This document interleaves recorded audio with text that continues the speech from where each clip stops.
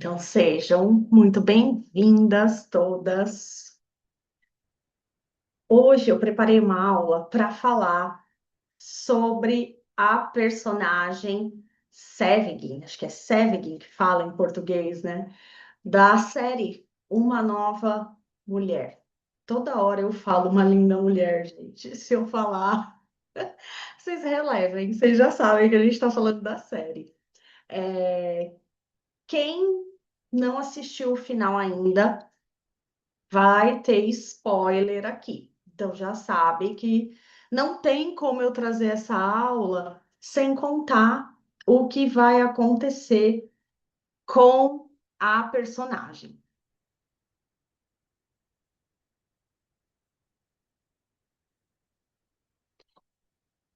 Lembrando que essa aula vai ficar gravada e eu vou colocar no meu canal do YouTube.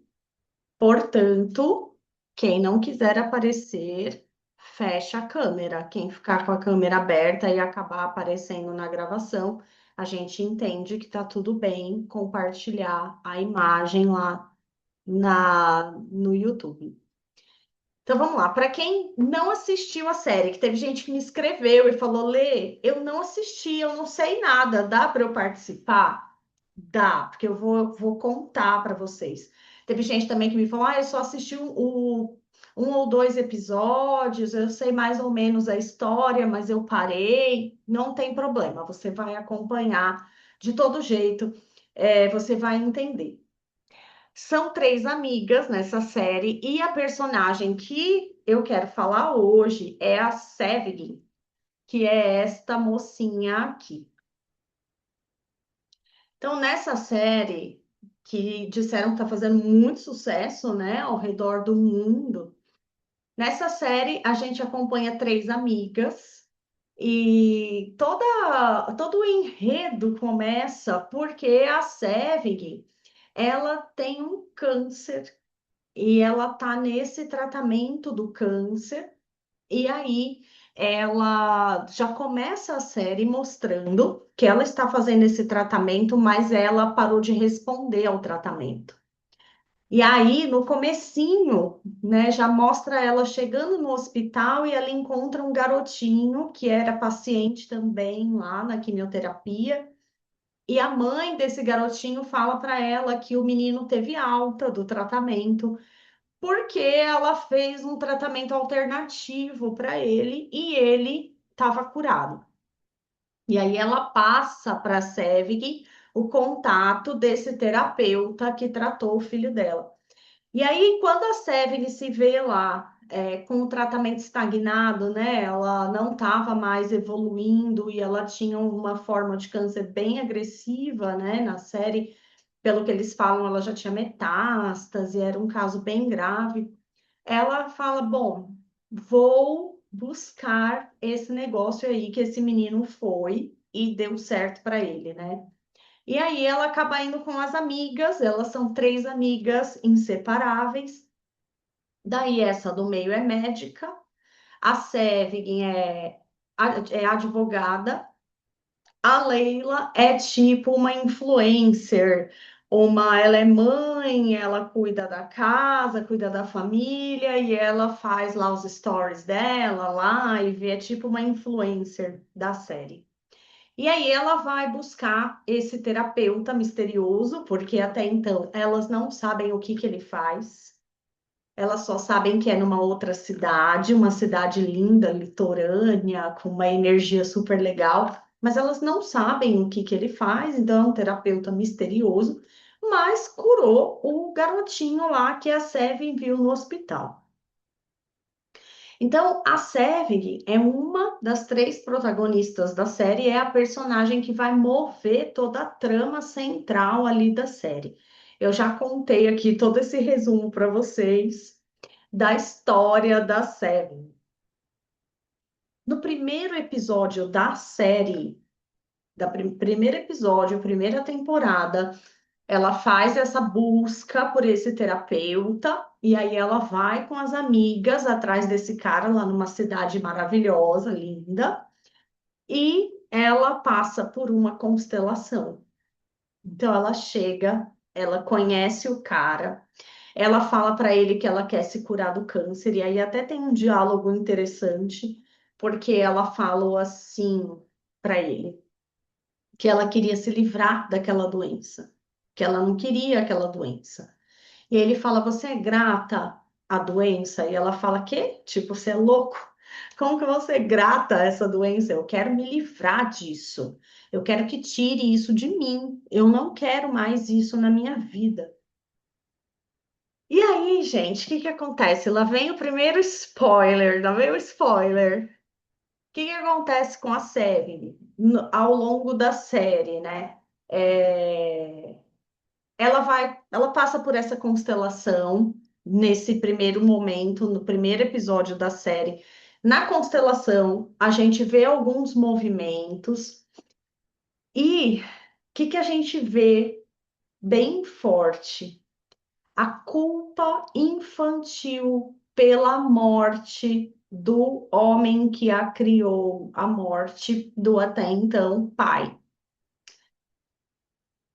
Aí ela expressa com todas as letras, ela fala que ela queria ter morrido no lugar dele. Daí ela mesma constata que ela ocupou o lugar de marido da mãe, tentando apoiar, sustentar essa mãe após a perda do marido. E o movimento dessa constelação termina sem que a representante da SEVIG consiga caminhar em direção à vida. O Zaman fala para ela: agora dê um passo e você vai em direção à vida. E a representante vai para no meio do passo. Ela olha para trás e aí ela fala: não dá, não consigo, falta alguma coisa e fica olhando para trás. E aí o Zaman, ele não força nada nessa constelação, ele encerra a constelação. Ele fala, tudo bem, então encerramos aqui. E aí ele chega para Seven e fala, existe um mistério aqui, tem um segredo. E dentro da constelação, a gente não força os segredos a aparecerem. Quando a gente percebe que tem um segredo no campo, a gente deixa esse segredo quieto, né? E ele fala para Sevig, se for importante, né? Se for o caso, esse segredo ele vai se revelar. A vida vai mostrar esse segredo para você. E aí, o que que acontece? No final da primeira temporada, a mãe revela que aquele homem não era pai biológico dela. O pai biológico morreu quando a mãe dela estava grávida. E esse homem que criou a Seven, ele era um amigo e ele assumiu ali o papel de pai dela. E aí tem toda uma trama dela com a mãe. Depois a gente vai ver mais para frente. Ela vai na segunda temporada, ela vai atrás desse pai biológico. Ela encontra o avô biológico dela.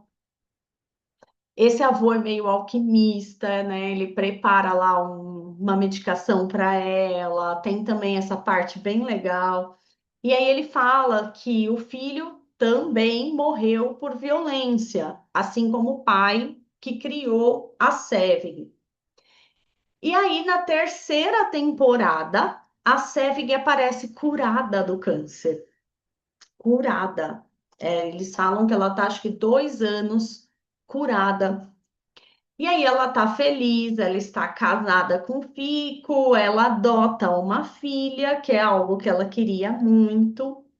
Profissionalmente, ela continua dedicada a defender os vulneráveis. Então, na série, ela passou um bom tempo sem trabalhar, só cuidando da saúde. E aí, na terceira temporada, ela já volta, mostra que ela está com um escritório nessa cidade para onde ela se mudou. E aí, ela continua nessa luta pelas pessoas que estão sofrendo, pelas pessoas que estão vulneráveis. E ela consegue condenar um cara que era um abusador. E depois disso, ela é assassinada. Então, quando eu vi esse final, gente, eu fiquei muito revoltada. Eu falei, como assim? Essa mulher se curou do câncer e morreu? Falei, não, que isso? Nossa, me bateu uma revolta. E eu vi um monte de gente falando na internet, né? Ai, eu fiquei revoltada porque ela morreu. Como assim?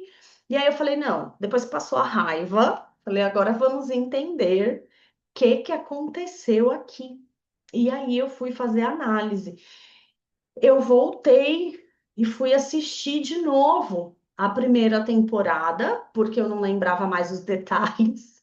E aí eu fui assistir de novo para eu pegar os detalhes, né? Falar, bom, então vamos entender o que que aconteceu nesse processo. Por que que ela se curou do câncer e ainda assim ela morreu? Ela não escapou da morte. Então, a Sevgen, ela tinha 5 anos quando o pai dela morreu. E como foi isso?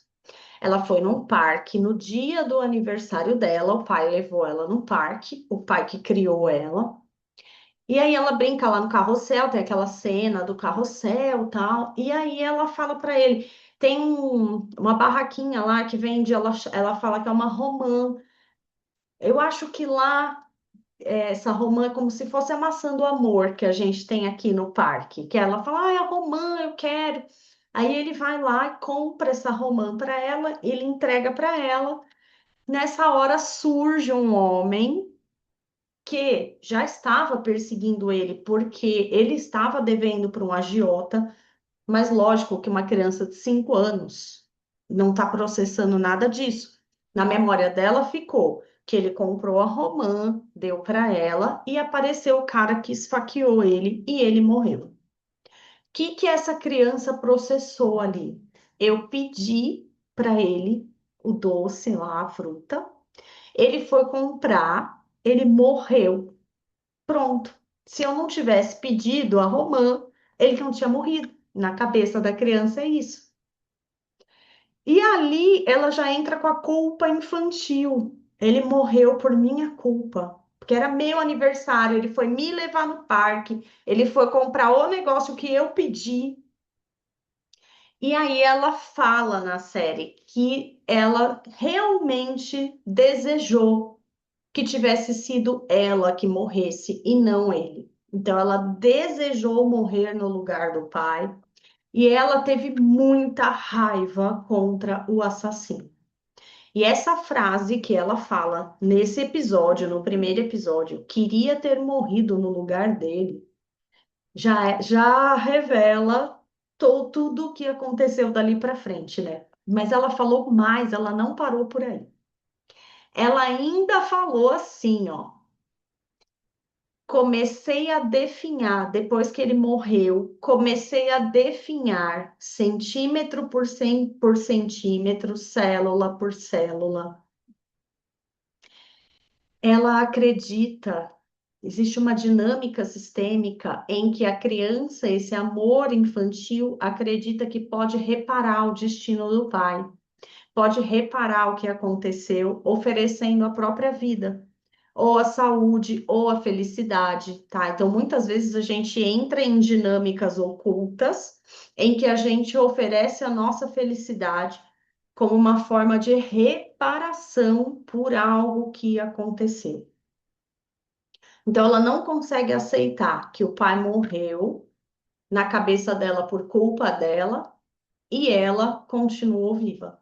E aí, ao invés de ir para a vida, ela começa a secar, definhar. Então, essa fala é a expressão literal de uma fidelidade que ela tinha ali com o pai. Se você não pôde viver, eu também não vou viver inteiramente. Que mais? Nessa mesma cena, em seguida, lá na constelação dos Amã, mostra a representante chorando em cima do pai morto.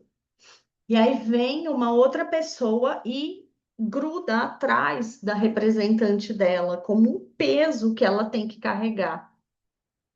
E aí ela mesma olha para aquela cena e fala: é a minha mãe. Eu me tornei, ela diz, eu me tornei o marido da minha mãe. A dor da mãe foi muito grande e ela, naquele momento, vestiu o quê, gente? Eu sempre falo das nossas, a capinha da Salvadora, super mulher. Agora que o meu pai morreu, eu vou salvar minha mãe. Então, eu vou ser o apoio emocional da minha mãe, eu vou sustentar ela emocionalmente, porque com 5 anos de idade ela não pode sustentar a mãe financeiramente, então ela vai carregar o peso emocional dessa mãe. E ela se torna emocionalmente responsável pela mãe. Ela passa a ocupar o lugar do marido ausente, tentando substituir aquele homem que morreu. Ela não carrega só a dor da mãe. Vejam bem, aqui ela não entra só como pilar emocional da mãe, ela também entra no lugar da pessoa que tinha que estar ao lado da mãe. Ela sai do lugar dela de filha para entrar no lugar de marido da mãe. E aí ela perde como se fosse o acesso à própria vida dela, porque a energia dela está voltada para trás, a energia dela olha para o passado, a energia dela está sustentando a mãe e a energia dela ainda está sendo o marido da mãe. Nesse mesmo episódio, o primeiro episódio da série, ela ainda fala para as amigas, né? Elas param num lugar lá que elas podem fazer um pedido. E o desejo dela era se apaixonar. Ela ainda fala para as amigas: eu quero me apaixonar, eu quero ter um namorado, eu quero encontrar alguém. Ela não encontrava porque ela não estava disponível, ela estava casada, emocionalmente ela estava casada com a mãe. Como é que ela ia encontrar alguém?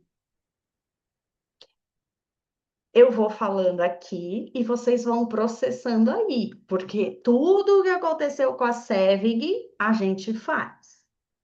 Em algum nível, em algum momento, não tudo, mas uma coisa ou outra. O que não serve para uma serve para outra. Vai reparando. Um monte de gente que eu atendo com queixa de que não encontra um parceiro ou uma parceira. Você está disponível?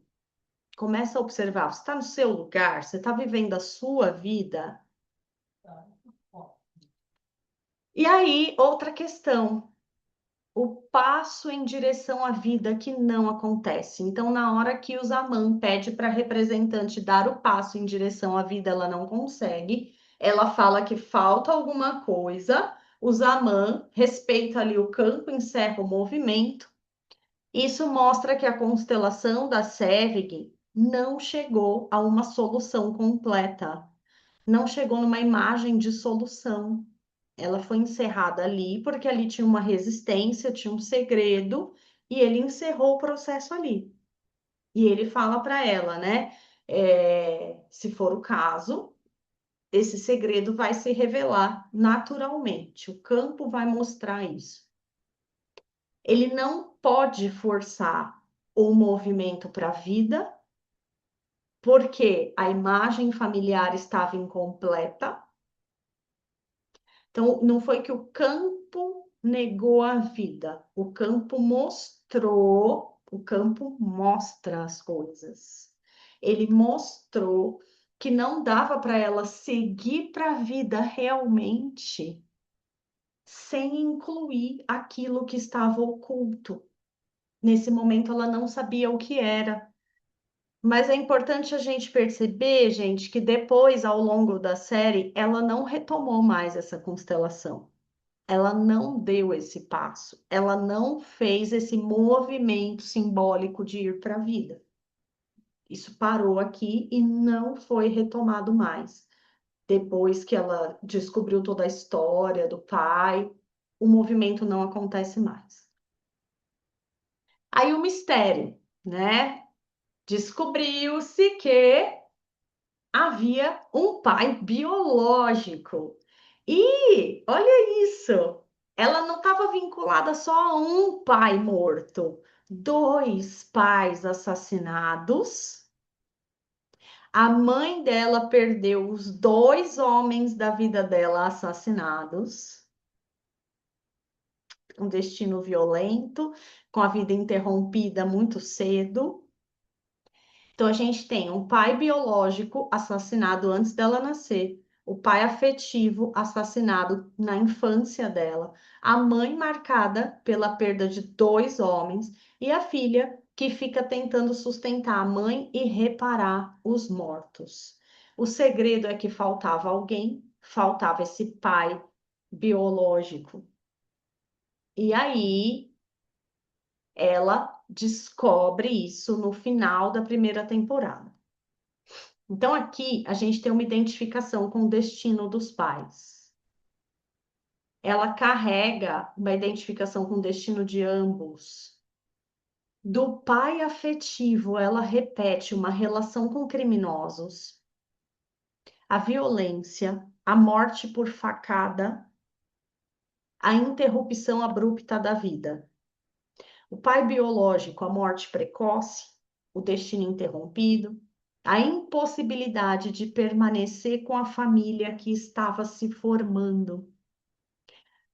No caso do pai biológico, né? A mãe dela estava grávida dela. E na série, quando ela morre, ela tinha acabado de adotar uma menina. Então a família estava começando ali e ela tem essa morte. Então, não se trata apenas de morrer como os pais morreram, tem mais coisas aí. Ela está virada totalmente para esse campo que eles pertenciam, que traz conflito, que traz violência, que traz perseguição, criminalidade, injustiça, morte violenta. Só que aí a gente precisa perceber que o emaranhamento dela com esse campo não aparece só no final da série. Na verdade, ele organiza toda a trajetória da vida dela. E a série mostra isso de uma forma sutil, mas ele mostra a profissão que ela escolheu. Na terceira temporada, tem uma cena que mostra ela, menina, indo na delegacia denunciar toda a vizinhança. Não sei se vocês prestaram atenção, foi uma cena curta. Então ela tá lá, fulano não levou o lixo, cicrano sei lá o quê, o outro, sei lá, bateu o carro, coisas do dia a dia ali da rua dela. E aí a mãe dela chega procurando ela, né? E o policial faz uma cara de tipo, ah, ela tá aqui de novo. E aí eles falam, desde que o pai dela morreu, já fazia não sei quanto tempo lá, a polícia não tinha desvendado o crime e ela ia lá toda hora cobrando. E a mãe dela ainda fala, não tem um só dia que ela não me pergunte se já fizeram justiça pelo pai dela.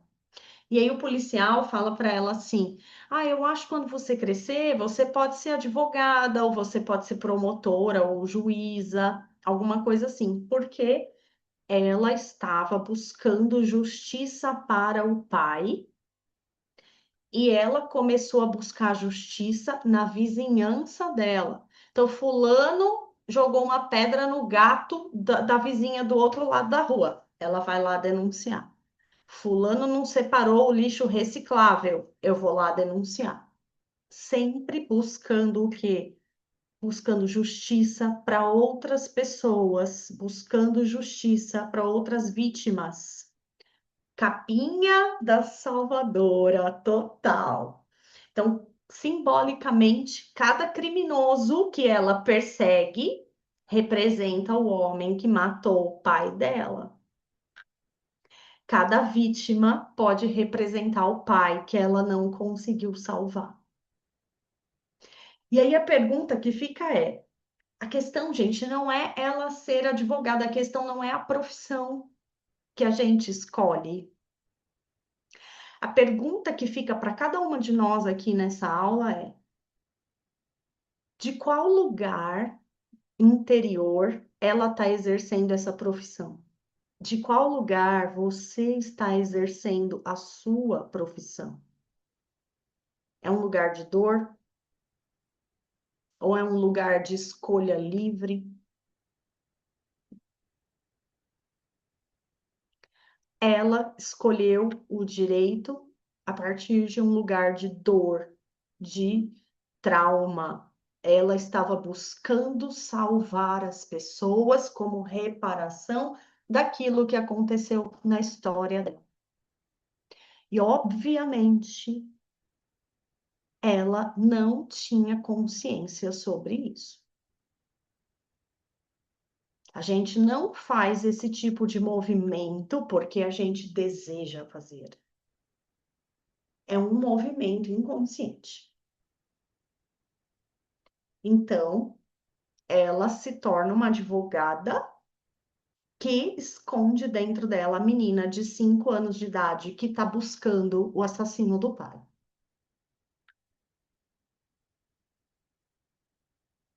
E aí vem outra coisa para a gente olhar. Ela venceu o câncer, mas ela não mudou a posição sistêmica dela.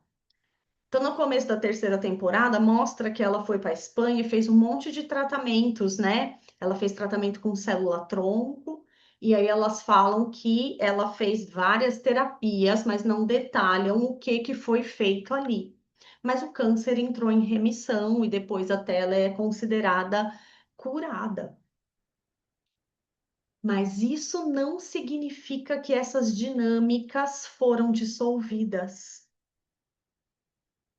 Antes ela dizia: eu morro no lugar do meu pai. Isso mudou.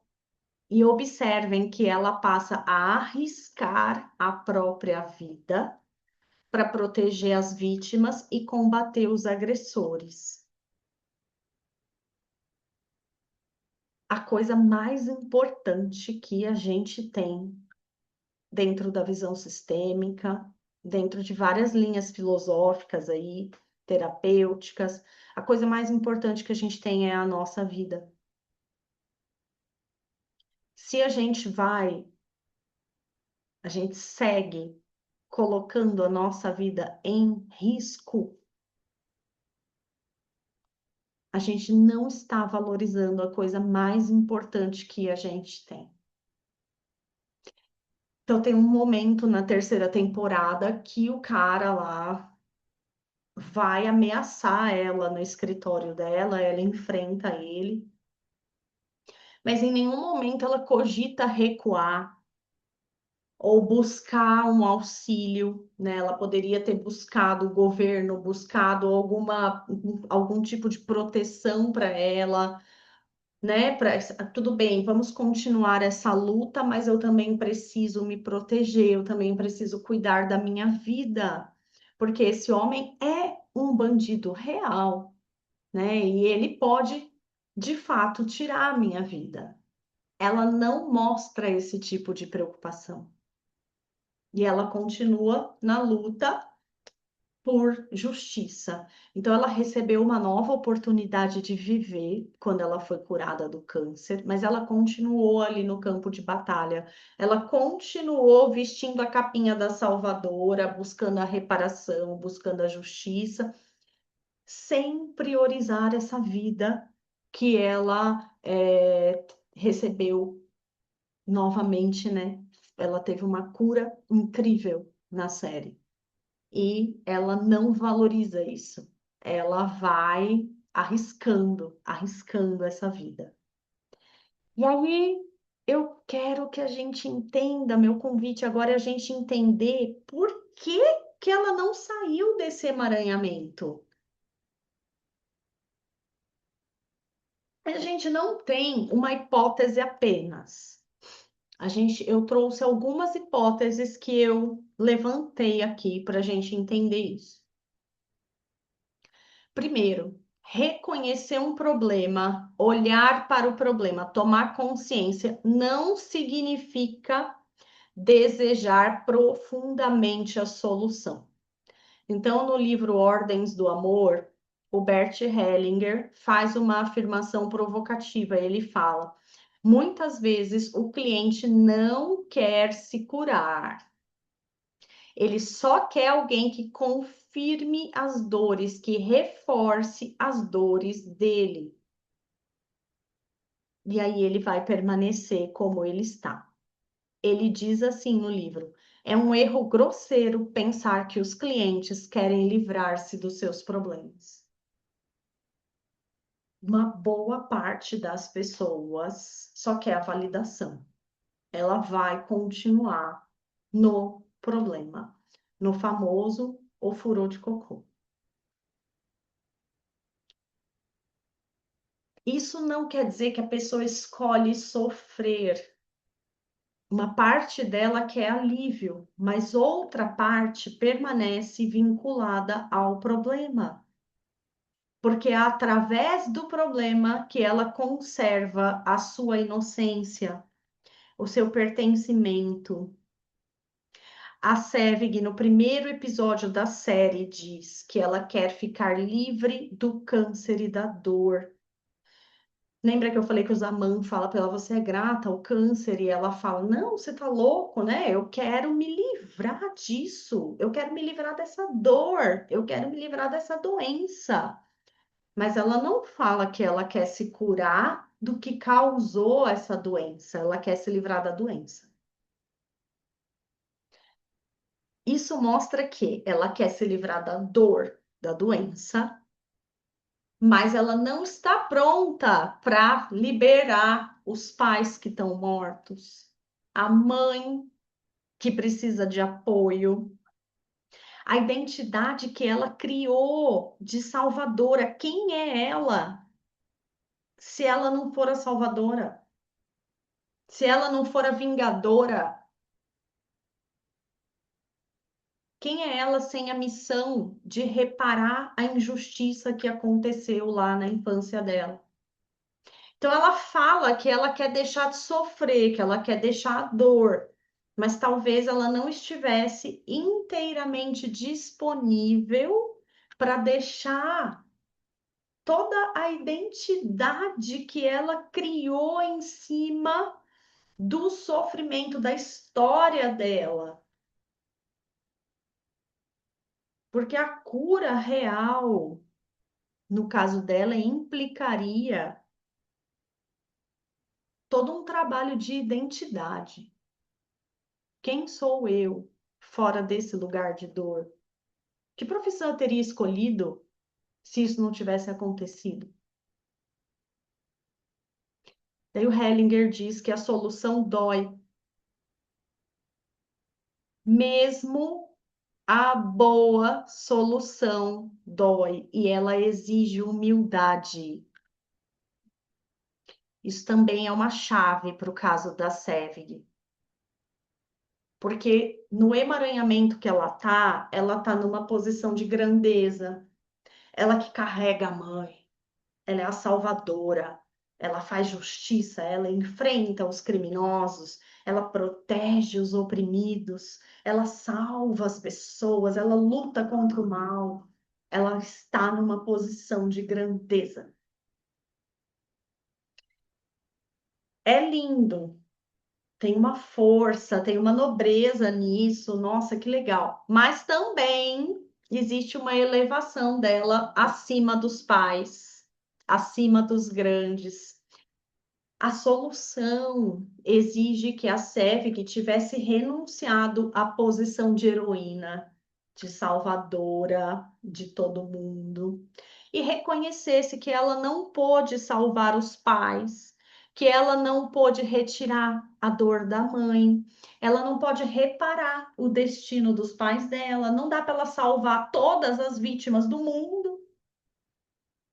E aí essa humildade dói, por quê? Porque vai desmontar essa identidade que ela sustentou a vida toda. Ela sempre foi a salvadora desde criança, mostra isso lá na série. Na hora que ela vai cobrar o delegado lá de ir atrás do vizinho que não separou o lixo, cadê o assassino do meu pai? Então, assim, ela toda a identidade dela foi construída em cima desse papel de justiceira, de vingadora, de salvadora. Talvez ela soubesse viver como combatente, como a vingadora, mas ela não estava sabendo viver como uma mulher comum. Ela viveu tantos anos no lugar da salvadora, a vingadora, a combatente, a que carrega todo mundo, que ela não estava conseguindo ser uma mulher comum, autorizada a cuidar só da vida dela e ser feliz. Quem seria ela?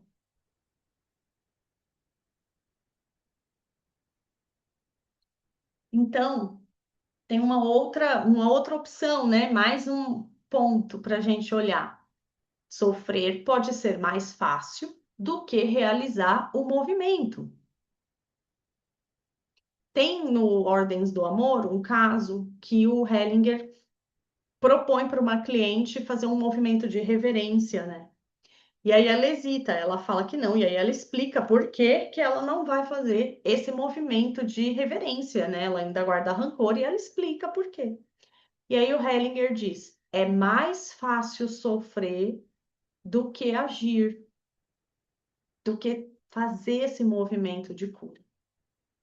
Isso me lembra também o caso da Selig, porque ela fez várias terapias, que fala lá na série, não fala quais, mas fala que ela fez várias terapias quando ela estava lá na Espanha.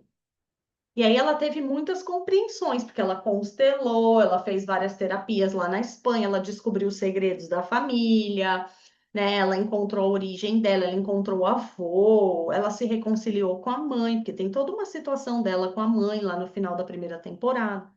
Beleza.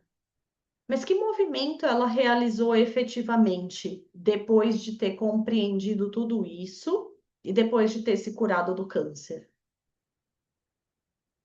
Que movimentos internos ela realizou efetivamente? E se a gente for pensar que a constelação dela, no primeiro episódio, mostra que não foi feito passo em direção à vida, então ela compreendeu um monte de coisas, curou o câncer, mas algum movimento não foi feito. Então ela deu esse passo que ficou pendente, ou ela continuou buscando justiça, buscando reparação e, ai, olha essa chave, pega a chave agora. Ela continuou não aceitando o que aconteceu na vida dela. Pegaram a chave? Ela não aceitou. Ela olhou para tudo isso, ela compreendeu tudo, ela curou o câncer, mas ela não aceitou tudo o que aconteceu na vida dela. Por isso ela continuava com a capinha da salvadora e tal. Ela não deu o passo, gente, em direção à vida, realmente. Ela agiu muito, ela era uma pessoa de ação, né, de execução, mas ela continuou agindo dentro do emaranhamento. Todos os passos dela ainda eram dentro dos limites do emaranhamento que ela estava. Toda a ação dela era organizada em cima do trauma.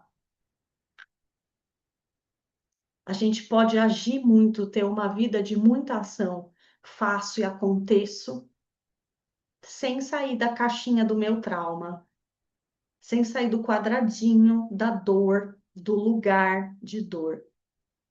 Então a pessoa ela muda os personagens, ela muda as circunstâncias, muda as dores ali, os sintomas, o ambiente, mas ela continua no mesmo movimento interior. A menina que não conseguiu salvar o pai, a mulher que passa a tentar salvar outras vítimas, a menina que não conseguiu encontrar o assassino, vira a advogada que passa a enfrentar outros criminosos e por aí vai. Essa mulher transforma a justiça em missão. Sempre em torno da cena original, ela não saiu daquele quadradinho da dor. Isso é uma ação repetitiva.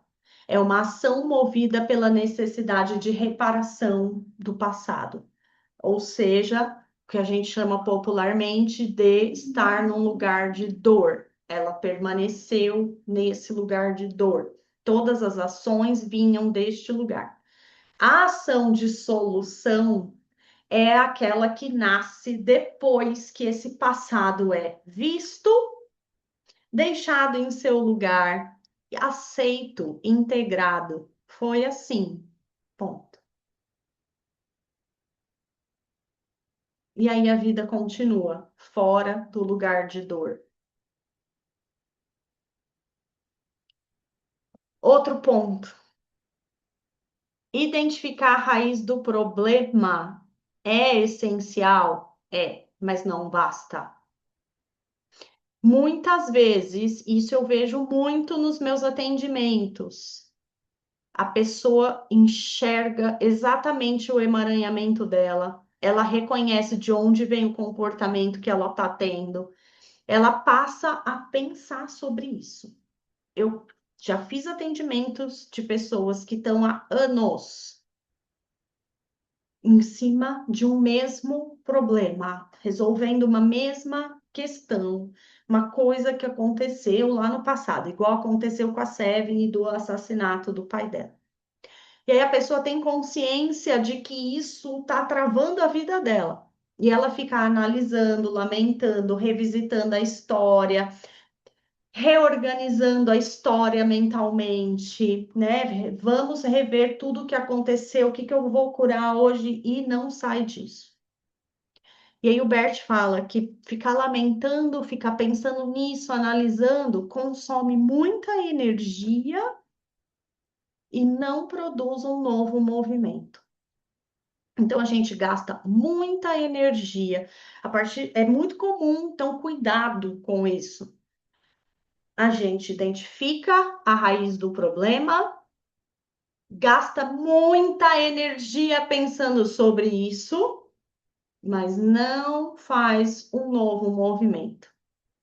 Então a gente fica presa em falas assim, ó. Ai, agora eu entendi por que que isso acontece comigo. Ai, eu entendo por que que eu sou assim. Agora eu reconheço o que que aconteceu na minha família, tal. Maravilha. São passos gigantescos. Mas essa compreensão precisa produzir consequências. Senão, é só uma nova narrativa para o sofrimento.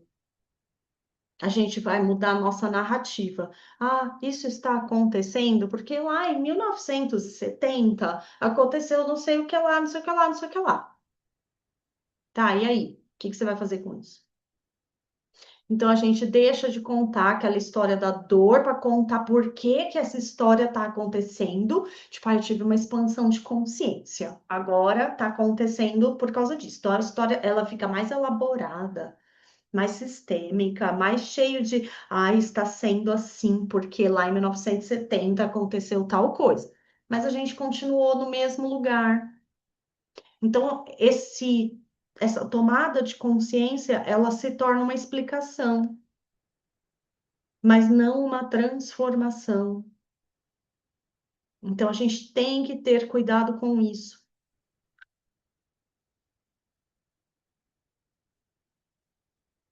Outro ponto que a Sevig não pagou o preço da solução, porque toda solução exige uma renúncia. Então, como eu falei para vocês, ela precisava desconstruir a identidade que ela construiu a partir da história de dor, deixar de ser a justiceira e se tornar uma mulher comum, feliz, vivendo a vida dela, do lugar dela, com a família que ela construiu e se permitindo ser feliz.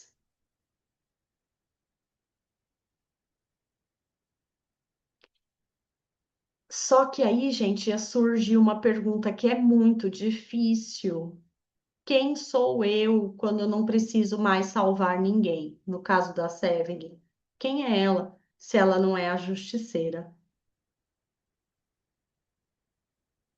Então, muitas vezes, o emaranhamento que a gente está vivendo, ele não sustenta só o sofrimento, mas também a nossa identidade, porque Lá, quando a gente tinha 5 anos de idade, aconteceu aquele trauma, a gente colocou uma máscara para continuar na vida, criou uma persona. E aí, agora, aos 40 anos de idade, quem está vivendo a nossa vida é a persona, não é a gente, não é a sua essência, é essa máscara.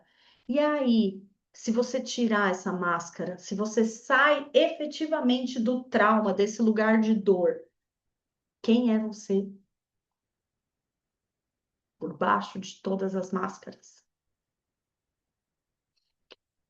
A grande chave no caso da Sevig, na minha análise, foi que faltou dizer sim para a realidade como ela foi.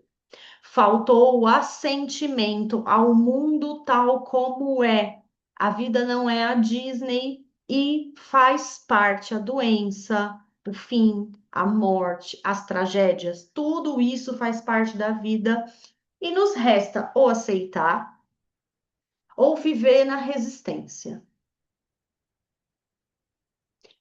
No caso da Sevig, ela não aceitou e ela passou toda a vida na luta por uma reparação disso que aconteceu, porque ela não aceitou que a vida foi assim, aconteceu uma tragédia na vida dela, que seria dizer, eu não posso mudar o que aconteceu, mesmo que eu prenda todos os bandidos do mundo, meu pai não vai voltar a viver, certo? Então ela tinha que olhar e falar, eu lamento profundamente o que aconteceu. Foi terrível. Acabou com a minha infância, foi terrível, foi. Mas eu não posso mudar isso. Foi assim. É um fato, aconteceu.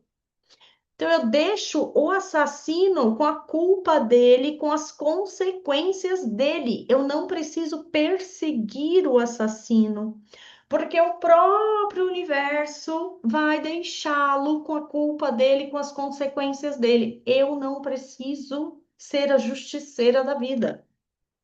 Eu deixo o meu pai com o destino dele e eu tomo a vida que chegou até mim e sigo na vida. Então a Sevig, ela curou o câncer, mas ela não concluiu o movimento em direção à vida. Ela acessou partes muito importantes da história dela. Ela se reconciliou com a mãe, ela recebeu amor, ela construiu a família, ela reabriu o escritório dela, né? Mas ela continuou vinculada ao campo da morte, da violência e da reparação. Ela continuou numa pulsão de morte. E aí, assim, o corpo parou de expressar o emaranhamento através do câncer, mas a posição sistêmica dela, ela manteve, isso permaneceu atuante na maneira dela viver. Ela não integrou isso na vida dela, ela não deu esse passo para a vida. E não basta a gente trazer o emaranhamento para a luz. Não basta a gente compreender por que que isso está acontecendo na nossa vida. A solução exige que a gente consinta com a realidade e reconheça que foi assim.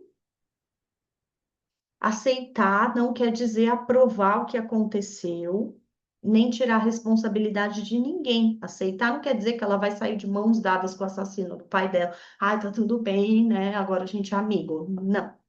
Cada um fica com a sua culpa e o seu destino. A gente solta a necessidade de mudar o passado. Solta a necessidade de mudar o passado. Para de pagar com a própria vida por coisas que não vão ser mudadas. Então eu vejo tudo como foi, eu lamento, eu deixo cada um com o que lhe pertence e eu recebo a vida que chegou até mim e eu sigo adiante com gratidão e com paz. Sabe onde a gente vê esse movimento? Na Ada, no final da série. A Ada vai lá, conversa com o assassino da Sevig, o cara confessa. E a Ada fala pro cara lá que ela tá namorando, né? Ah, ele confessou, tal. Ele vai denunciar o tio, uma coisa assim. Ela, então, é isso. Tipo, ele vai ter agora o destino dele, né? Eu não posso fazer nada, eu não posso trazer a Sevig de volta. Ela fala isso rapidamente pro namorado dela. Eu aceito, eu não posso mudar, né? Eu não posso trazer ela de volta. Agora ele vai ter as consequências dos atos dele. E é isso. E ela segue. Foi assim.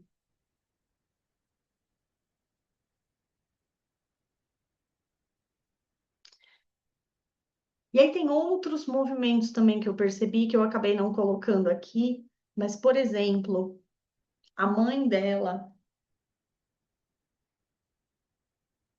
ela era casada com a mãe. Ela carregava a mãe. Ela se mudou para a praia, levou a mãe, ela casou com o Fico, a mãe estava morando lá, ela carregava a mãe.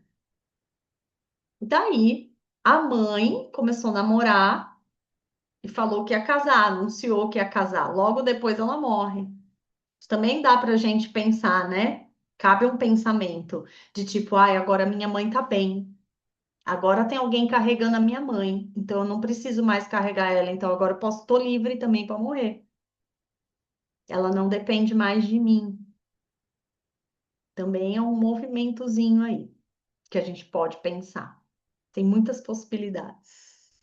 A gente sabe que é um enredo fictício, né? Então tem muitas possibilidades. Se fosse um caso real, também a gente só ia saber a verdade abrindo o campo dela, né? O resto é tudo especulação. Então, ó, para fechar, com a história da Sevig, a gente aprende que não basta entender a nossa dor. A gente precisa que essa compreensão transforme a vida, a forma como a gente vive. A nossa vida tem que ser transformada de verdade. Senão a gente só tomou consciência, só mudou a narrativa, está falando sobre isso, mas não está vivendo, não está experimentando essa vida transformada. Outra questão que eu falei para vocês agora há pouco. Às vezes a gente passa anos vivendo a vida de uma personagem que a gente construiu para sobreviver a um trauma, a algo que aconteceu com a gente. E a gente nem percebe o quanto a gente se afastou de quem a gente realmente é. E aí eu deixo vocês com uma provocação, que talvez o primeiro movimento que a gente tenha que fazer em direção à vida seja perguntar realmente quem sou eu para além da minha dor.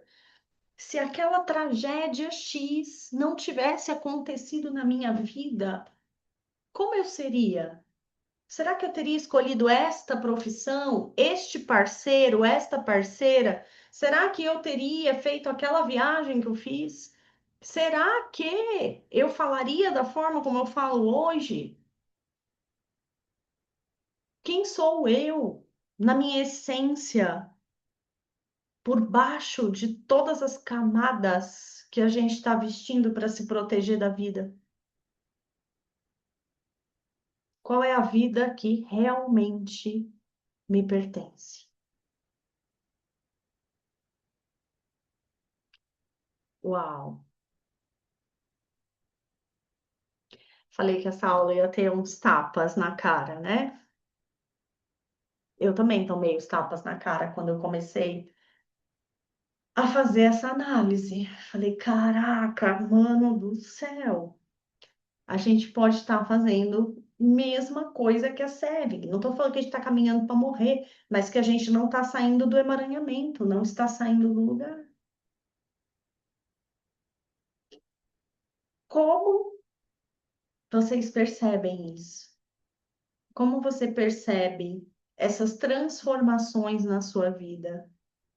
Quando você enxerga os seus emaranhamentos, você consegue agora olhar e ver os movimentos de transformação que você fez efetivamente na sua vida? Ou se eu te pedir para agora olhar, você vai olhar e falar: puta que pariu, eu continuo no mesmo lugar, só mudei a minha narrativa.